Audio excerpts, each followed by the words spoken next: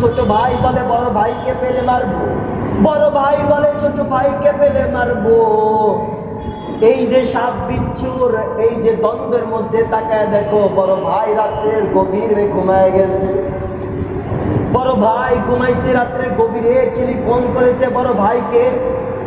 Telephone করে receive করে বলে, দেখে কান্নার আওয়াজ, বলে কে এত রাত্রে কান্না করো? বলে ভাই আমি তোমার ছোট ভাই। বলে কেন কান্না করো? বলে আমাকে কে জানি মারতেছে, আমাকে 3 রাস্তার মোড়ে আমাকে কে জানি মারতেছে, চলে আসো ভাই। ভাই ভাইয়ের মধ্যে দ্বন্দ্ব, কিন্তু ছোট ভাই বড় ভাইকে পেলে মারবে, বড় ভাই ছোট ভাইকে পেয়ে মারবে। তাও এত এই যে দ্বন্দ্বের মধ্যে বড় ভাই যখন এই খবরটা শুনল, বড় ভাই তখন অবাক হয়ে গেল, আমার ভাইকে কে জানি মারতেছে, আমার তাড়াতাড়ি আমার যেতে হবে। মা বাবাকে যে বললে, ও মা ও বাবা, আমার ভাইকে কে জানি 3 রাস্তার মোড়ে মারতেছে। মা বলে, বাবা বলে জলদি করতে, এখন আমাদের তেমন দূর দেওয়ার তেমন আমাদের শক্তি নাই, আমরা বুড়া হয়ে গেছি, তুই করবে। যখন ভাই দৌড় দিবে, পথে মধ্যে আসার খেয়ে ভাইয়ের নাক মুখ ফেটে গেল, তাও ভাই পিছের দিকে তাকাইলো না। ভাই চলে গেল যেখানে ভাই বাইরে ছোট ভাইকে মারতেছে। বড় ভাই 2টা হাত দিয়ে ছোট ভাইকে চলে বলে, আমার ভাইকে তোরা মারবি না, আমার ভাইকে তোরা মারবি না। কারণ এই ছোট ভাইকে মানুষ করার জন্য আমি বড় ভাই লেখাপড়া করি নাই, আমি বড় ভাই ঠিক মতো আমি খাই নাই। আমার টাকা উপার্জন, আমার কষ্টের টাকা উপার্জন করে আমার ছোট ভাইকে লেখাপড়া করেছি, আমার ছোট ভাইকে 3 বেলা আমি ভাত উঠায় দিয়েছি মুখে। আমার ভাইকে তোরা মারবি না। যখন ভাইটাকে লেখাপড়া করে, বড় ভাই যখন ছোট ভাইটাকে লেখাপড়া করে বড় মিনিস্টার বড় চাকরি অফিসার বানাইছে, তাকে দেখো ছোট ভাই যখন এর সামনে, ছোট ভাই যখন অফিসার হয়ে গেছে, বড় চাকরিওয়ালা হয়ে গেছে, চাকরিজীবী হয়ে গেছে। গ্রাম্য ভাই বড় ভাই যখন ঈদের সামনে ছোট ভাই চলে আসবে বেতন পেয়ে, ছোট ভাই তার দরজাটা মার্কেট করে তার দরজাটা আটকে তার বিবিকে বলে, বিবি দেখো রং বেরঙের পোশাক নিয়েছে, জামা নিয়েছে, আমার সন্তানকে দাও, তোমার যা যেটা পছন্দ হয় তুমি নাও। ছোট বাচ্চারা ওরা তো কিছু বুঝে না, ছোট বাচ্চারা জামাটা পরিধান করে গেল বড় কাকার ঘরে। বড় কাকার ঘরে যে বলে, দেখ আমার বাবা আমাদের জন্য, বড় কাকার পাঙ্কি দিয়ে বলে, দেখ আমার বাবা আমার জন্য নতুন পোশাক নিয়ে এসেছে। ছোট বাচ্চারা তো তেমন কিছু বুঝে না, তখন বলে, আব্বা দেখো ছোট কাকা তার সন্তানের জন্য রং বেরঙের পোশাক নিয়েছে, আমাদেরটা কোথায় বলো। বড় ভাই তার সন্তানদেরকে বলে, তোর কাকা বেতন পেয়েছে, আমি এখন তৈরি পাই নাই। এই কথা বলে ওই বড় ভাই দরজাটা আটকে মাথার চোখের উপরে একটা গামছা নিয়ে কান্নাকাটি আর মাওলার দরবারে বলে, রে মাওলা, এই ছোট ভাইটাকে মানুষ করার জন্য আমি লেখাপড়া করি নাই, এই ছোট ভাইটাকে এই পর্যন্ত আনার জন্য আমি 3 বেলা ভালো করে খাই নাই, এই ছোট ভাইটাকে এত বড় করার জন্য আমার নিজের কত ত্যাগ আমি স্বীকার করেছি। আজকে ও বড় অফিসার হয়ে, ও বড় বড় চাকরিজীবী হয়ে আমাকে চিনে না। আমাকে যদি কিছু না দিত আমার কোনো কষ্ট নাই, কিন্তু আমার ছোট সন্তানদেরকেও কিছু দিল না রে মালিক। রাসূলুল্লাহ সাল্লাল্লাহু আলাইহি ওয়াসাল্লাম হাদিস শরীফে ইরশাদ করেন, সমস্ত মানুষ দায়িত্বশীল। কাল হাসরের মাঠে সন্তানের হিসাব নিকাশ আল্লাহ তাআলা তার পিতা মাতা থেকে চাবে। আল্লাহ তাআলা আয়াতের মধ্যে বলেন, ইয়াউমা ইয়াফিরুল মারউ মিন আখিহি, মানুষ সেদিন পলায়ন করবে তার ভাইয়ের থেকে, ওয়া উম্মিহি ওয়া আবি, এবং তার মাতা এবং তার পিতা থেকে, অসাহিবাতিহি ওয়া বানি, এবং তার স্ত্রী এবং তার সন্তানদের থেকে। আল্লাহ তাআলা আয়াতের মধ্যে সর্বপ্রথম কাল কিয়ামতের ময়দানের ভয়াবহ আযাবের ঘটনা উল্লেখ করতেছেন। কাল কিয়ামতের ময়দানটা এত ভয়াবহ হবে, এত আযাবে গ্রেফতার হয়ে থাকবেন। আল্লাহ তাআলা ওই গ্রেফতারের সময় ওই সময়টার বয়ান করতেছেন,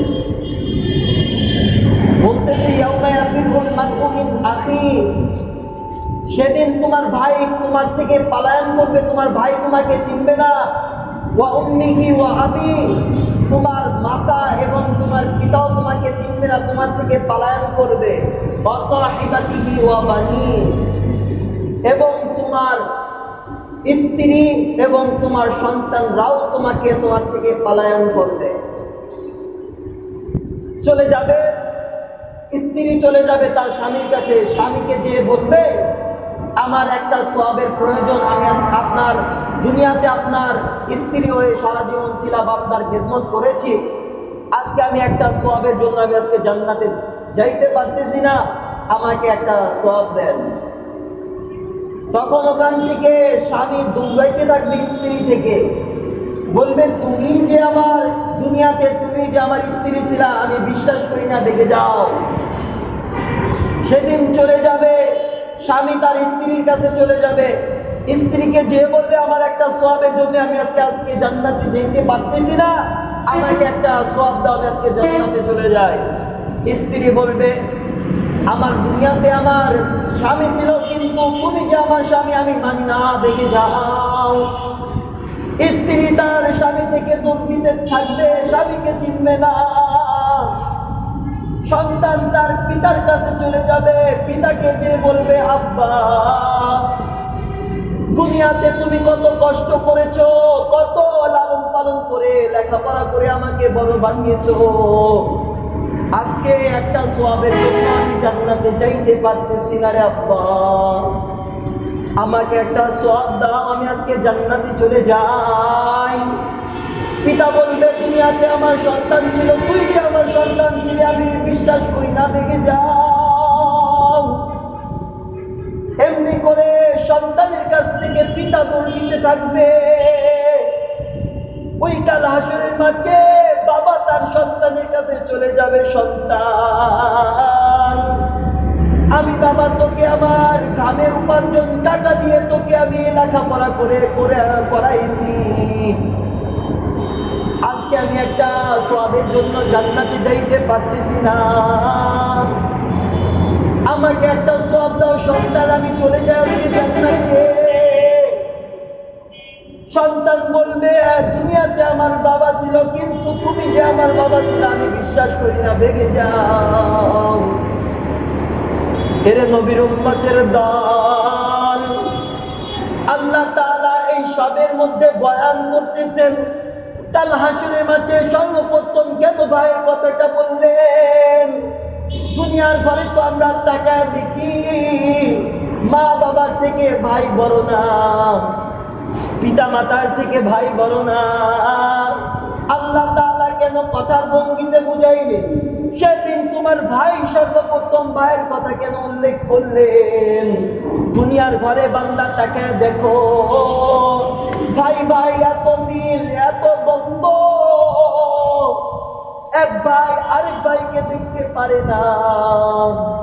বড় ভাই ছোট ভাইকে বলে, ছোট ভাই বলে বড় ভাইকে পেলে মারবো, বড় ভাই বলে ছোট ভাইকে পেলে মারবো।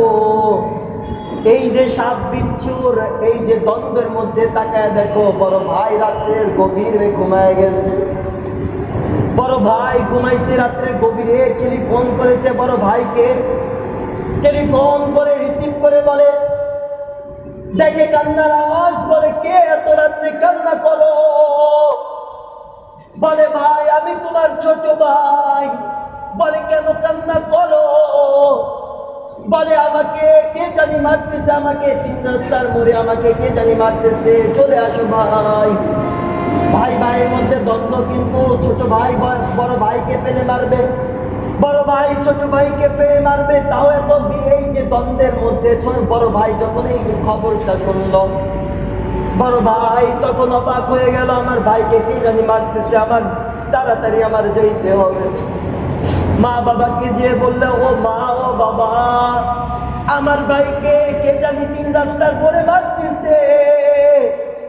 মা বলে, বাবা বলে, জলদি করতে, এখন আমাদের তেমন দৌড় দেওয়ার তেমন আমাদের শক্তি নাই, আমরা বুড়া হয়ে গিয়েছি, তুই দৌড় দে। যখন ভাই দৌড় দিবে, পথে মধ্যে আসার খেয়ে ভাইয়ের নাক মুখ ফেটে গেল, তাও ভাই পিছের দিকে তাকাইল না। ভাই চলে গেল যেখানে ভাই বাইরে ছোট ভাইকে মারতেছে। বড় ভাই 2টা হাত দিয়ে ছোট ভাইকে চলে বলে, আমার ভাইকে তোরা মারবি না, আমার ভাইকে তোরা মারবি না। কারণ এই ছোট ভাইকে মানুষ করার জন্য আমি বড় ভাই লেখাপড়া করি নাই, আমি বড় ভাই ঠিক মতো আমি খাই নাই, আমার টাকা উপার্জন, আমার কষ্টের টাকা উপার্জন করে আমার ছোট ভাইকে লেখাপড়া করেছি, আমার ছোট ভাইকে 3 বেলা আমি ভাত উঠায় দিয়েছি মুখে, আমার ভাইকে তোরা মারবি না। যখন ভাইটাকে লেখাপড়া করে, বড় ভাই যখন ছোট ভাইটাকে লেখাপড়া করে বড় মিনিস্টার বড় চাকরি অফিসার বানাইছে, তাকে দেখো ছোট ভাই যখন এদের সামনে, ছোট ভাই যখন অফিসার হয়ে গেছে, বড় চাকরিওয়ালা হয়ে গেছে, চাকরিজীবী হয়ে গেছে, গ্রাম্য ভাই বড় ভাই যখন ঈদের সামনে ছোট ভাই চলে আসবে বেতন পেয়ে, ছোট ভাই তার দরজাটা মার্কেট করে তার দরজাটা আটকে তার বিবিকে বলে, বিবি দেখো রং বেরঙের পোশাক নিয়েছে, জামা নিয়েছে, আমার সন্তানকে দাও, তোমার যা যেটা পছন্দ হয় তুমি নাও। ছোট বাচ্চারা ওরা তো কিছু বুঝে না, ছোট বাচ্চারা জামাটা পরিধান করে গেল বড় কাকার ঘরে। বড় কাকার ঘরে যে বলে, দেখ আমার বাবা আমাদের জন্য, বড় কাকার পোলাপানকে যে বলে, দেখ আমার বাবা আমার জন্য নতুন পোশাক নিয়ে এসেছে। ছোট বাচ্চারা তো তেমন কিছু বুঝে না, তখন বলে, আব্বা দেখো ছোট কাকা তার সন্তানের জন্য রং বেরঙের পোশাক নিয়েছে, আমাদেরটা কোথায় বলো।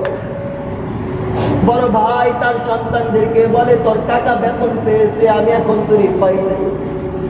এই কথা বলে ওই বড় ভাই দরজাটা আটকে মাথার চোখের উপরে একটা গামছা নিয়ে কান্নাকাটি আর মাওলার দরবারে বলে, রে মাওলা, এই ছোট ভাইটাকে মানুষ করার জন্য আমি লেখাপড়া করি নাই, এই ছোট ভাইটাকে এই পর্যন্ত আনার জন্য আমি 3 বেলা ভালো করে খাই নাই, এই ছোট ভাইটাকে এত বড় করার জন্য আমার নিজের কত ত্যাগ আমি স্বীকার করেছি। আজকে ও বড় অফিসার হয়ে, ও বড় বড় চাকরিজীবী হয়ে আমাকে চিনে না, আমাকে যদি কিছু না দিত আমার কোনো কষ্ট নাই, কিন্তু আমার ছোট সন্তানদেরকেও কিছু দিল না রে মালিক, আপনি উপর থেকে ফয়সালা করে দেন। আল্লাহ তাআলা বলে, ইয়াউমা ইয়াফিরুল মারউ মিন আখিহি, সেদিন তোমার ভাই তোমার থেকে পলায়ন করবে, তোমার ভাই তোমাকে চিনবে না। দুনিয়ার ঘরে তাকায় দেখো, ভাই ভাই মধ্যে এত দ্বন্দ্ব, এত ভালোবাসা, এত মিল, সেদিন তোমার ভাই তোমাকে চিনবে না, তোমার মাও তোমাকে চিনবে না। সেদিন তোমার মাতা, তোমার পিতা তোমার থেকে পলায়ন করবে। সেদিন তোমার স্ত্রী, তোমার সন্তানরাও তোমাকে চিনবে না, পলায়ন করে ফেলবে।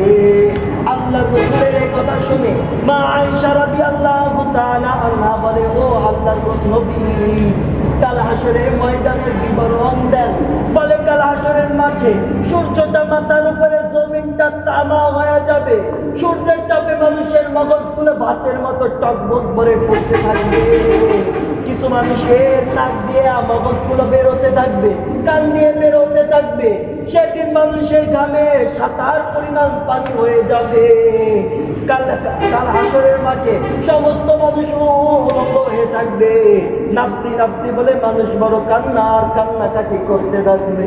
আল্লাহ রাসূলের কথা শুনে মা আয়েশা রাদিয়াল্লাহু তাআলা আনহা বলে, ও আল্লাহর রাসূল, কাল কিয়ামতের ময়দানে যে সমস্ত মানুষ উলঙ্গ হয়ে থাকবে তারা কি লজ্জা বোধ করবে না? আল্লাহর রাসূল বলে, আয়েশা, তুমি কি কাল কিয়ামতের ময়দানটা কি তুমি সাধারণ মনে করতেছো? কাল কিয়ামতের ময়দানে কেউ কারো দিকে তাকাবে না রে আয়েশা। মা তার সন্তানকে চিনবে না, সন্তান তার মাকে চিনবে না, ভাই তার ভাইকে চিনবে না, বাবা তার ছেলেকে চিনবে না, ছেলে তার বাবাকে চিনবে না। যেই মা বাবা তার সন্তানকে এত কষ্ট করে লালন পালন করলেন, যেই মা তার সন্তানকে দুনিয়াতে আনার জন্য এত কষ্ট, 9টা মাস এত কষ্ট, মা খাইতে পারে না, মাকে আবার ওষুধ খাওয়ায়, মা বমি করে, ওষুধ খাও, মা ওষুধ খায় কিন্তু খাইতে পারে না বাপ ঠিক মতো।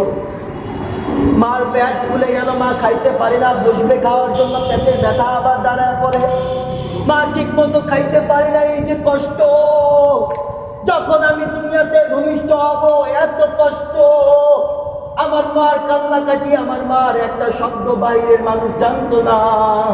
যখন আমি দুনিয়াতে এসে পড়ব, আমার আম্মা জান এত কান্নাকাটি, সেদিন আমার মার এত কষ্ট, আমার আম্মা জান কিন্তু আমাকে সেদিন চিনবে না, আমি আমার আম্মা জানকে আমি চিনব না। এর নবীর উম্মতের দল কিসে বাহাদুরি করতেছো? এই যে দুনিয়াতে দেখতেছি আমরা এত রং বেরঙ্গের দুনিয়া, এত রং বেরঙ্গের, এত সুখ আনন্দ কিছুই না। 2টা চোখ যদি বন্ধ হয়ে যায় দেখি সব কিছু অন্ধকার। আমার মতো তো যুবক অনেকে ছিল, আজকে তো নাই, কোথায় গেল তারা একটু কি চিন্তা হয় না? আমার দাদা কোথায় গেল, আমার বাবা কোথায় গেল, আমার তার দাদারা কোথায় গেল? সবাই তো একই যাত্রার প্রতীক হয়ে যাচ্ছে। আমি আর কয়েকদিন আর বাহাদুরি করবো জমিনে? মনে করেছো টুপিটা পরেছি, চান্দিটা গরম হয়ে গেছে, মনে করেছো লম্বা পোশাক পরেছি, বা শরীরটা গরম হয়ে গেছে, মনে করেছো এই যে দাড়িটা রেখেছি মেয়েরা পছন্দ করবে না, আমার পছন্দ করতে হবে না। আল্লাহ তাআলা বলেন, দুনিয়া থেকে যদি চলে যাও সাধারণ একটা মুমিন, কি তোকে দিব তুই কি জানো? 70টা হুর আমি তোকে দিব, এমন একটা মস্ত বড় আমি তোকে জান্নাত আমি দিব, যেই জান্নাত তুই কখনো কল্পনাও করো নাই, কখনো তুই ভাবো নাই, কখনো তুই কল্পনাও করো নাই যে এমন একটা জান্নাত হবে, কল্পনায়ও তোর আসে নাই, তোর ভাবনায়ও আসে নাই, তুই কখনো তুই চিন্তাও করো নাই। এমন তোকে একটা জান্নাত দিব। এই যে দুনিয়াটা তো কেউ ঘুরে দেখে নাই, তাই না? পুরা দুনিয়াকে ঘুরে নেই, এই 10টা দুনিয়ার মতো একটা জান্নাত আল্লাহ তাআলা দিবে। কত বড় জান্নাত দিবে?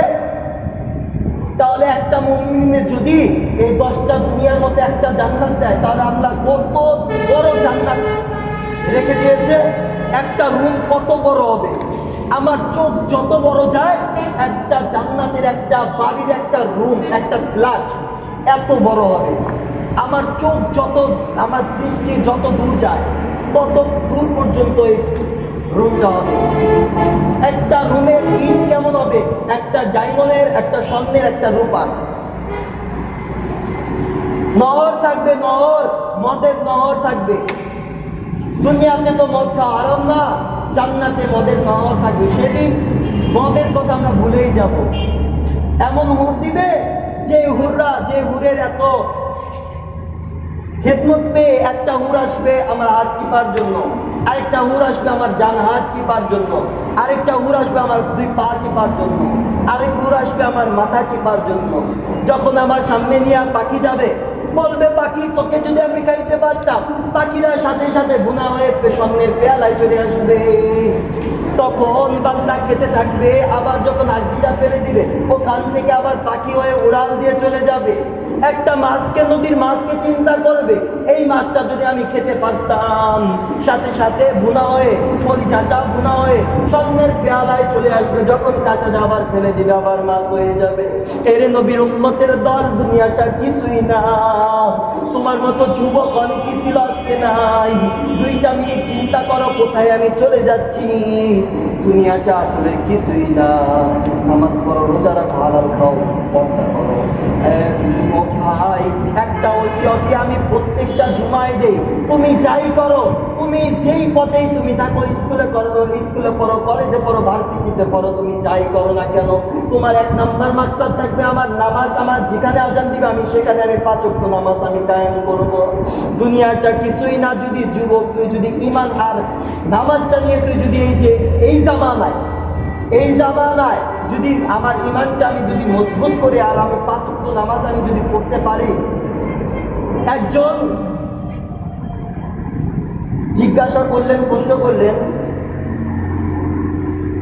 বিনা হিসাবে জান্নাতে যাওয়া যায় কেন? বিনা হিসাবে তো আল্লাহ যে অটো পাস দিছে না পোলাপানকে, অটো পাস যদি আল্লাহ তাআলা দেয় তাহলে তো যাওয়ার উপায় নেই জান্নাতে। হুজুর বলতেছে অটো পাস যদি দেয় তাহলে জান্নাতে যাওয়া যাবে, তাছাড়া না। জান্নাতে দুইটা আমল যদি থাকে, দুইটা আমল যদি বান্দার আমল নামা যদি না থাকে, 1 নম্বর শিরক।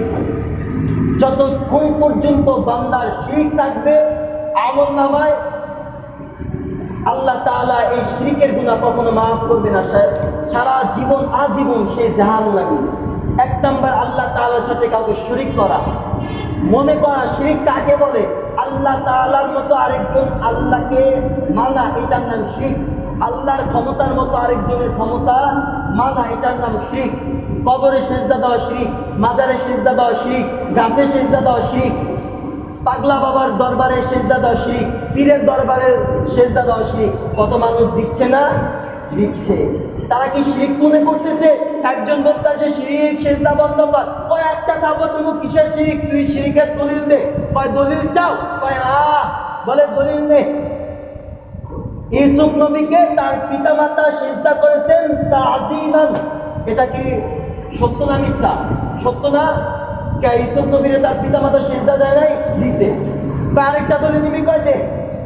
কয় আদমকে সমস্ত মানুষরা সিজদা দিয়েছে, সমস্ত ফেরেশতারা। এই যে দলিল মারছে, কত বড় খারাপ।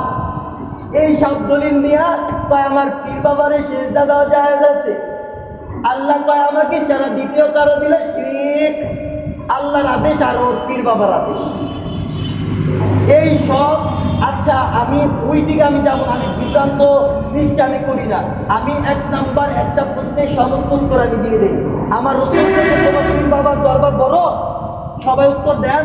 কি হলো? আমার পীরের আমার নবীর থেকে কোনো পীর বড় আছে? আছে? কোনো পীরের দরবার আছে? নাই। যদি মদিনায় যদি সিজদা না দেওয়া যায়, তোমার দরবারে কেন সিজদা দেওয়া যাবে? যদি রাসূলের দরবারে যদি সিজদা দেওয়া যাইতো, যদি কোনো দরবারে যদি সিজদা দেওয়া যাইতো, তাহলে আমার রাসূলের চাই আগে সিজদা দিতে হবে, ঠিক কিনা? যদি বাবার দরবারে মোমবাতি জ্বালানো জায়েজ থাকতো, তাহলে বিমান ভাড়া কইরা, এত বড় একটা মোমবাতি ভাড়া কইরা আমার রাসূলের চাই আগে দাও। আমার রাসূলের চাই কোনো মোমবাতি চলে না, আগরবাতি চলে না। তোমার পীর বাবার দরবারে মোমবাতি জ্বলে কেন? আমি একটু চিন্তা ভাবনা করে দেখলাম, বাবার কুদরতি পাওয়ার ফিউজ হয়ে গেছে। বুঝেন নাই? কবরে ওই অসহায়, ওরে আবার জায়গায় সিজদা দেয়া কয়, বাবা আমার একটা সন্তান দিও, নাউযুবিল্লাহ। কয় বাবা আমার দরবার দিও, বাবাই কয় আমি অসহায়, পরে আমি কি দেব? রাসূল কয় যারা কবরে তাদের থেকে দ্বিতীয় কোনো অসহায় মানুষ নাই। এই কবরের প্রশ্নকে আমি দিতে পারবো? আমার গ্যারান্টি আছে?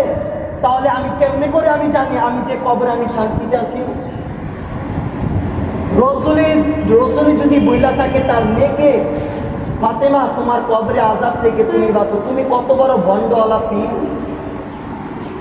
আমি এই সব বলতেছি, ওই যে মসজিদের ইমাম সাহেব দুর্নাম করা শুরু করে দিয়েছে। ভালোভাবে একটা কথা না শুনে একজন মানুষের খারাপ মন্তব্য করে ফেলল। আমি বলছি ওই দরবারে যাইবা যে দরবার ভালো। আমি কইছি দরবারে যাওয়ার জন্য, আমি কইছি, আমি একবারও কই নাই।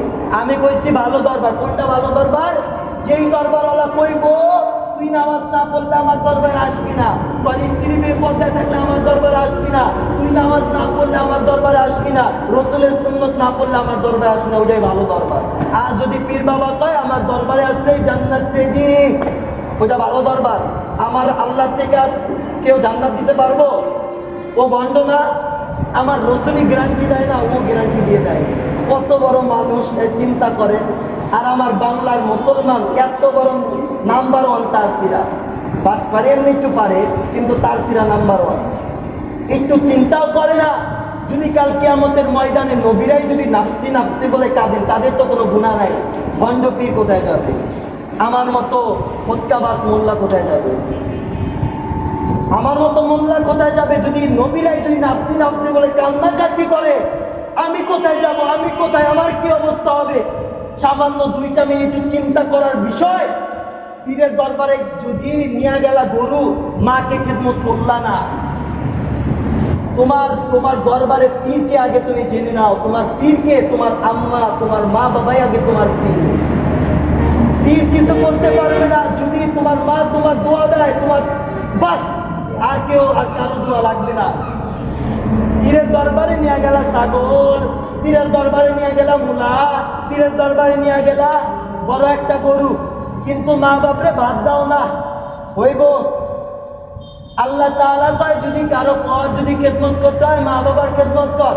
আল্লাহ তাআলা কয়, নবী কয়, মা বাবার পায়ের নিচে জান্নাত। তুমি ওইটা মানলা না, তুমি পীরের দরবারে নিয়ে গেলা গরু। কয় আমার পীরের দরবারে এত গরু হয়।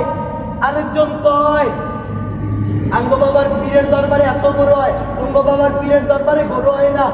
একজন কয় গরুর দরবারে গরু হয়, মানুষের দরবারে মানুষ হয়।